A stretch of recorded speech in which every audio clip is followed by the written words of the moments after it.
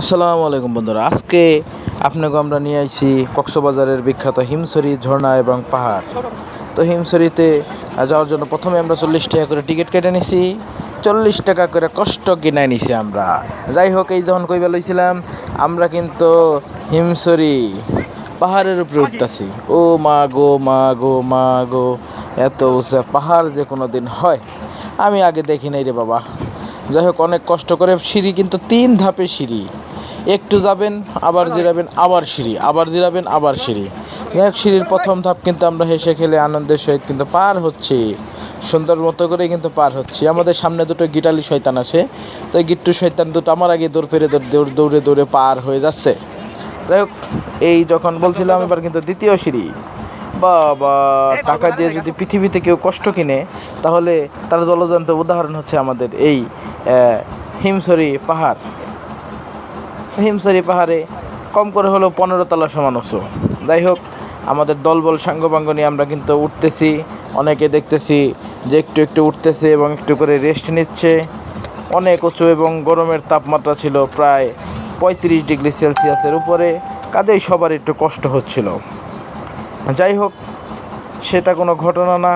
আমরা কিন্তু একের পর এক সিঁড়ি বেয়েই চলছি, কিন্তু সিঁড়ি কিন্তু আর শেষ হচ্ছে না। খুবই দুঃখের ব্যাপার।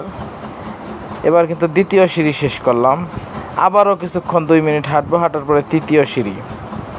আমরা কিন্তু মোটামুটি একটু উঁচু থেকে আপনাদের এক পাশে পাহাড় এবং আরেক পাশে সমুদ্রের ভিউ দেখাবো, এবং মনে করেন যে আপনারা কিন্তু আমাকে সাথে সবাই কিন্তু পাহাড়ের উপরে সমুদ্র দেখতে পারবেন।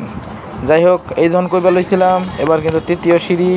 টোটাল আমরা 15 তলা মতো বিল্ডিংয়ের থেকে উঁচু, 15 তলার থেকে উঁচুই হবে। 15 তলার থেকে উঁচু বিল্ডিং এর উপর উঠা মানে আপনি মনে করেন কতটা কষ্টসাধ্য হতে পারে, তার চেয়েও কষ্টসাধ্য। যাই হোক, সর্বোপরি আমরা সর্বোচ্চ উঁচু জায়গায় এসে পৌঁছালাম। পৌঁছানোর পরে কিন্তু আমরা দেখতে পাচ্ছি যে পাহাড়ের উঁচু থেকে অনেক মানুষ সেখানে উঠেছে, এবং পাহাড়ের ঊর্ধ্ব থেকে সমুদ্র দেখা শেষ। এবার কিন্তু আমরা পাহাড়ের বিপরীত পাশ দিয়ে আমরা কিন্তু আরেক সাইড দিয়ে নেমে এসেছি। পাহাড়ের এক পাশে ঝর্ণার ব্যবস্থা রয়েছে, হিমছড়ির ঝর্ণা। তো এইখানে দেখলাম ঝর্ণার মধ্যে যে গরম গো বাবা রে বাবা, গরমের দিকে অনেক মানুষ গোসল করছে। যাই হোক, আমরা দেখতে পাচ্ছি যে পাহাড় থেকে ঝর্ণা বেয়ে বেয়ে পড়ছে, হিমছড়ি পাহাড়ের ঝর্ণা।